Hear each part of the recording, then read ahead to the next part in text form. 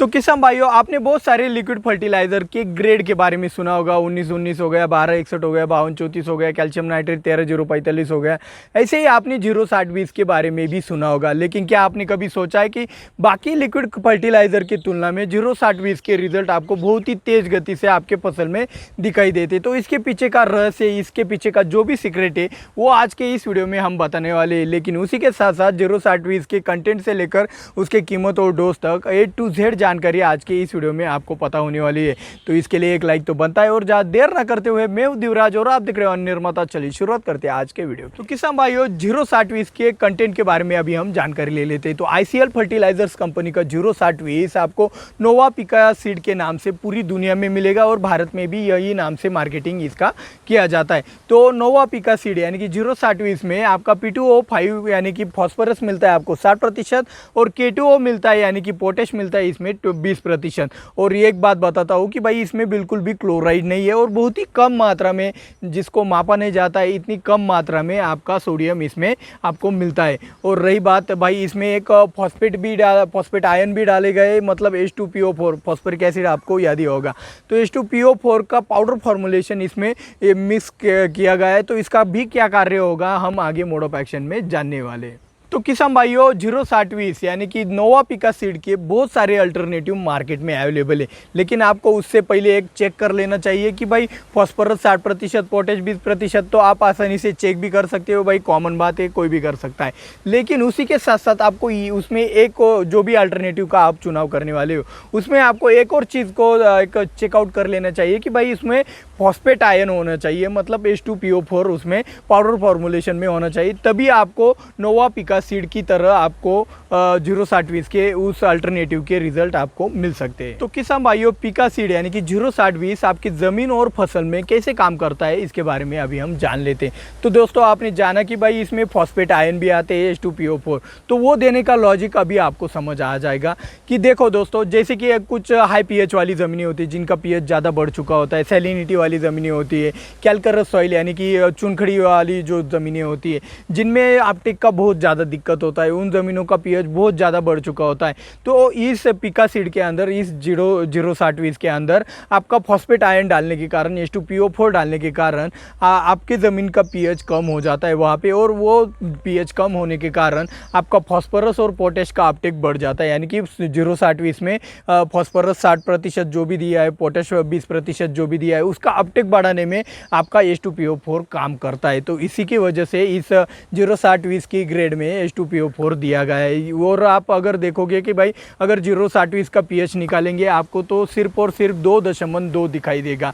तो इसके कारण आपको एक पता चल गया है कि भाई फॉस्फोरस और पोटेश का अपटेक होता है। लेकिन क्या आपको पता है कि इसके और भी ज़्यादा बेनिफिट आपको इस तरीके से मिलेंगे कि जब आपके ज़मीन का pH 0-60-20 देने के बाद कम होता है, तो वहाँ पे ज़मीन के अंदर भी कुछ फिक्स हुए हो चुके हैं आपका फॉस्फोरस, पोटेश माइक्रोन्यूट्रिएंट होते हैं, अदर माइक्रोन्यूट्रिएंट्स होते हैं, तो वो भी वहाँ पे रिलीज़ होकर आपके फसल को मिलना स्टार्ट हो जाता है।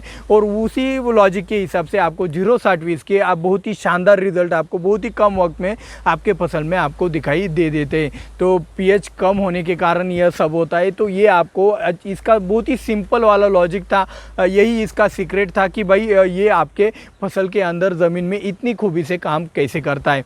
तो भाई अभी हम ये जानेंगे कि भाई फॉस्फोरस, जो कि 0-60-20 में जो भी फॉस्फोरस है, वो आपके फसल में कैसे काम करता है। तो जैसे कि आपका 0-52-34 में 52 आपके फसल में एक मोटाई बढ़ाने के लिए काम किया करता था, फुटाव करने के लिए काम किया करता था, वैसे ही 0-60-20 में वही फॉस्फोरस है, वही काम करने वाला है। 0-60-20 भी आपका जो भी फसल है उसमें आपकी मोटाई बढ़ाने के काम करेगा, जो भी आपके फुटाव है उसे निकालने का काम करेगा, फूल ज़्यादा लाने का काम करेगा। उसी के साथ साथ अगर आपकी फलों की साइज़ अगर कम रहती है, तो वहाँ पे फलों की साइज़ बढ़ाने के लिए भी आपका 0-60-20 काम करेगा। और उसी के साथ साथ पोटेश भी है। तो पोटेश आपको पता है कि हम इसे राजा कहते हैं। तो भाई पोटेश जिसके ऊपर हाथ रखता है उसका कल्याण हो जाता है। तो यहाँ पे फॉस्फोरस के साथ पोटेश देने के कारण जो भी फॉस्फोरस के रिजल्ट है वो ज़्यादा बढ़ जाते हैं। और इसी के कारण 0-60-20 और आपका H2PO4 का ये जो अलग वाला बेहतरीन वाला कॉम्बिनेशन है, ये इस तरीके से काम करता है। और हालांकि एक बात करें कि भाई इसी के कारण इसकी कीमत भी ज़्यादा मार्केट में पड़ जाती है। किसान भाइयों, कंपनी वालों का कहना है कि आप इसे कैल्शियम और मैग्नीशियम के साथ मिक्स कर सकते हैं।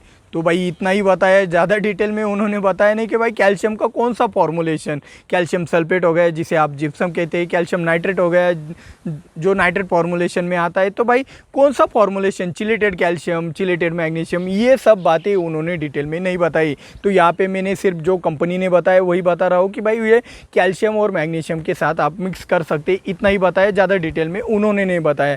तो अभी हमें इसके तौर पर हमें क्या कॉम्बिनेशन में एक दक्षता लेनी चाहिए, तो भाई हमें जो भी कॉम्बिनेशन कर रहे हैं, हमें इसका सल्फेट और नाइट्रेट के साथ कॉम्बिनेशन नहीं करना है। आप चाहो तो चिलेटेड फॉर्मुलेशन के साथ इसका बेझिझक कॉम्बिनेशन कर सकते हो। और रही बात भाई इसके स्टेज की, तो जिस अवस्था में आपको फॉस्फोरस की ज़्यादा ज़रूरत होती है, जहाँ पे एक फ्लावरिंग हो गया है और आपका दूसरा साइज़ बढ़ाने की स्टेज हो गया, तो इन दोनों स्टेज में आपका 06020 बहुत ही अच्छी तरीके से काम करता है। रेस्ट पीरियड में भी अगर जड़ों का ज़्यादा विकास करना चाहते हो तो वहाँ पे भी आपका 06020 आपको बेहतरीन रिजल्ट दिखा देगा। लेकिन भाई आप बजट के अनुसार, फसल के बजट के अनुसार आप इसका इस्तेमाल कहाँ पे करना है और कहाँ पे नहीं करना है, ये आप जल्दी सीख जाओगे। तो किसान भाइयों, पिका सीड यानी कि आपका 06020, आप अंगूर हो गया, अनार हो गया, शिमला मिर्च, टमाटर, बैंगन, संतरा, मौसम्बी, एप्पल हो गया, ऐसी जो फसलें जिनमें आपको ज़्यादा कैश क्रॉप है, ज़्यादा मुनाफा मिलता है, तो ऐसी फसलों में आप आग बंद करके भी इसका इस्तेमाल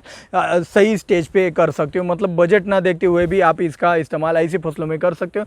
लेकिन कुछ ऐसी फसलें होती है जहाँ पे बजट बहुत कम होता है, यानी कि उसमें मुनाफा ही कम होता है तो खर्चा कम करना पड़ता है।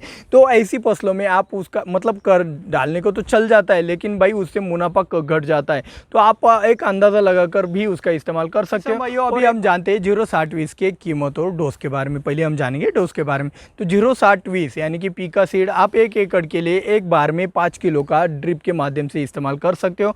अगर भाई आप खुले पानी की सहायता से अगर पिका सीड को दे रहे हो तो आप 1 एकड़ के लिए 25 किलो का भी एक बार में इस्तेमाल कर सकते हो। आपके फसल के अवस्था अनुसार, आपके ज़मीन के प्रकार के अनुसार आप इसका डोज कम ज़्यादा भी आपके स्टेज के अनुसार आप कर सकते हो। और रही बात इसके कीमत की, तो कीमत बताने से पहले आज की खास बात में, बहुत ही खास बात 06020 के बारे में बताने वाला हूँ।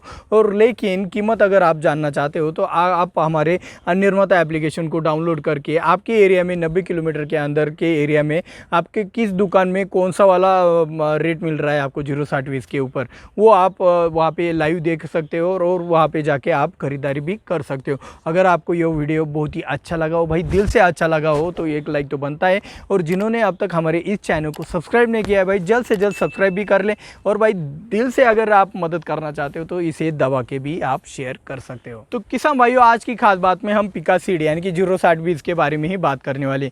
देखो भाई साहब, यहाँ पे हमने बताया कि भाई पिका सीड एसिडिक है, उसका जो भी पीएच आएगा वो 2.2 आएगा। तो इतना एसिडिक वाला प्रोडक्ट अगर हम अपनी फसल के ऊपर छिड़काव करते हैं, स्प्रेइंग के लिए इस्तेमाल करते हैं, तो वहाँ पे स्कॉर्चिंग भी आने की संभावना रहती है। मेरे मुताबिक अगर इसका पीएच देखा जाए तो एलिएट से भी डाउन है। तो एलिएट कितना खतरनाक चीज़ है स्प्रेइंग करने के लिए। जिन जिन किसानों के इसके साथ जो भी दुष्परिणाम उनको पता होंगे स्प्रेइंग करते वक्त, उन किसानों को पता होगा कि भाई ये एलिएट से भी खतरनाक चीज़ है 06020 स्प्रेइंग के लिए। तो मेरा एक रिकमेंडेशन आप सभी किसान भाइयों के लिए यह है कि भाई आप 06020 का स्प्रेइंग के लिए इस्तेमाल नहीं करें तो आप सभी के लिए अच्छा रहेगा। और उसी के साथ साथ 06020 के खास बात के बारे में बात करें तो यह 100% वाटर सोल्यूबल है। मतलब यह पानी में तुरंत घुल मिल जाता है, जिसके कारण आप इनलाइन ड्रिप के द्वारा भी आप इसे देख सकते हो। आपका कोई भी फिल्टर चॉकअप नहीं होने वाला है। यह फॉर्मुलेशन आप बहुत ही आसान तरीके से इस्तेमाल कर सकते हो। मतलब देखो भाई, इतना पीएच डाउन है और इतना पीएच डाउन वाले जो भी लिक्विड फॉर्मुलेशन वाले जो भी प्रोडक्ट होते हैं उनको कैरी करने में बहुत ज़्यादा दिक्कत होती है यहाँ से वहाँ पे ले जाने के लिए। तो ये पाउडर फॉर्मुलेशन होने के कारण आपके लिए बहुत ही सेफ है एक जगह से दूसरी जगह पे ले जाने के लिए। इसी के साथ साथ इसका पीएच बहुत ही डाउन होने के कारण, 2.2 होने के कारण आपका जो भी ड्रिपर अगर चोकअप होते हैं तो वो चोकअप निकालने के लिए भी आपका ये अल्टरनेटिवली काम करने वाला है, क्योंकि इसका पीएच बहुत ही डाउन है। आपके ड्रिपर ज़्यादा चोकअप नहीं हो जाएंगे अगर आप इसका इस्तेमाल एक ठराविक समय के अंदर करते हो, तो ये आपको अलग बेनिफिट मिल जाएगा। इसका मतलब यह नहीं कि भाई ड्रिप अगर चोकअप हो गई तो 06020 का इस्तेमाल करना है, उसका एक बेनिफिट मैंने आपको यहाँ पे बताया है। तो आप अलग अलग तरीके की ग्रेड का इस्तेमाल अपने खेत में कर सकते हो और उसका इस्तेमाल आपको कैसे करना है उसके बारे में ज़्यादा जानकारी पाने के बाद ही आप उसका इस्तेमाल अच्छी तरीके से कर सकते हो। अगर आपकी फसल इतनी ज़्यादा भी बजट वाली नहीं है, ज़्यादा मुनाफे वाली नहीं है और आप इतना बजट रखते नहीं हो कि भाई 0-60-20 का इस्तेमाल करें, तो आपको कम बजट में आपके लिए यहाँ पे मतलब 0-60-20 का एक और अल्टरनेटिव निकल के आता है 0-52-34। तो 0-52-34 के बारे में ज़्यादा जानकारी जानना चाहते हो तो आप इस वाली वीडियो के ऊपर क्लिक करके वो वाली जानकारी पा सकते हो। मिलते हैं अगले वीडियो में। जय जवान जय किसान।